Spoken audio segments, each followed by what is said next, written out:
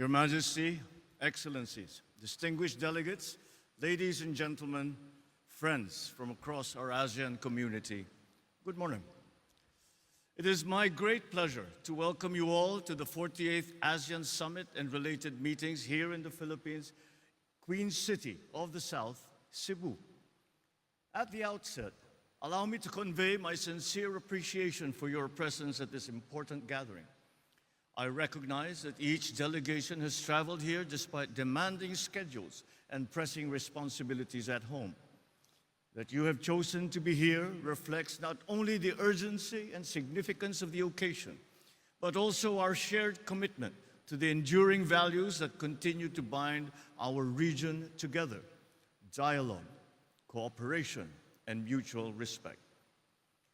Ladies and gentlemen, it is especially meaningful that we gather in this historic place. As a pre-colonial trading hub, the historic province of Cebu has served as a gateway to our beautiful country. Long before our modern borders existed, Cebu already stood as a crossroads of trade, ideas, and peoples.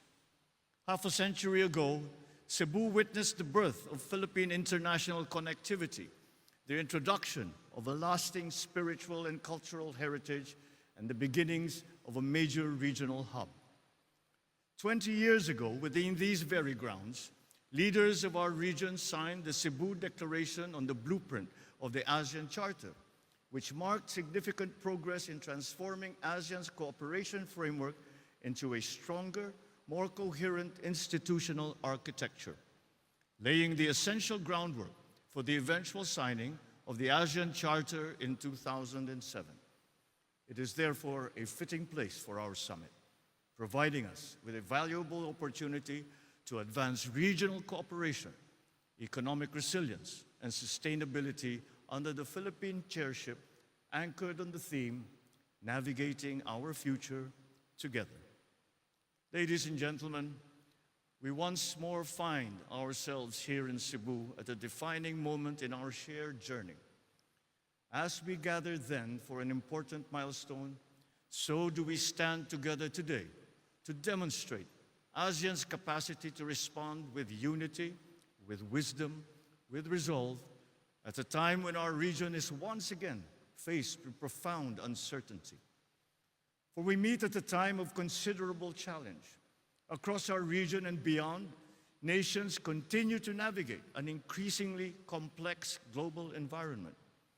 The increasingly volatile situation in the Middle East has impacted our region, challenging us to remain agile in the face of the uncertainties which threaten lifestyles, livelihoods, and lives. Many of our countrymen continue to look to us, their leaders, not only for stability, but for reassurance and for hope. Over the past months, each of our countries has had to make adjustments to modify our approaches. So we come together now to study those adjustments, to find the best approaches, to face the future together.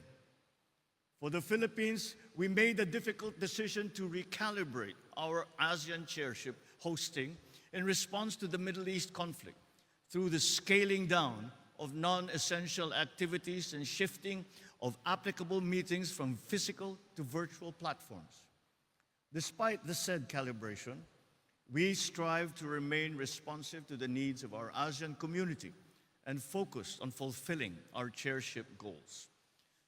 The work of ASEAN must continue, not despite the challenges, but because the times demand our answers to those challenges, for our peoples, for our countries, for ASEAN.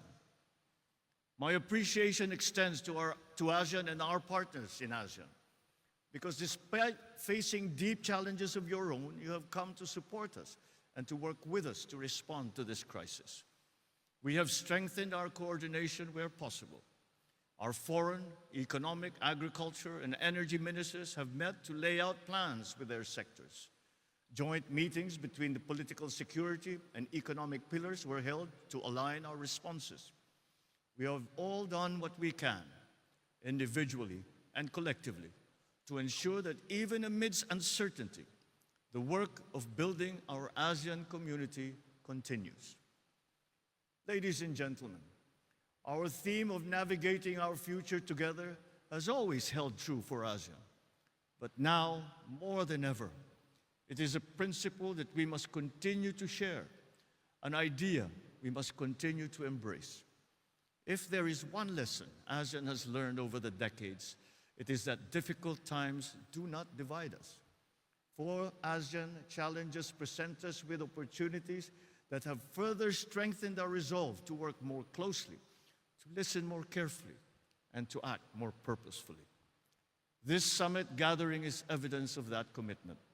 It reflects our shared understanding that especially in moments of difficulty, engagement remains essential. That when circumstances are challenging, partnership is, more than ever, indispensable. And that even when the future appears uncertain, hope remains the responsibility of leadership. It is in that spirit that I warmly welcome all of you, reminded of the significance of our gathering. For ASEAN has always drawn its strength not from uniformity, but from unity. So as we begin our work today, let our discussions be guided by wisdom, openness, and our enduring commitment to one another.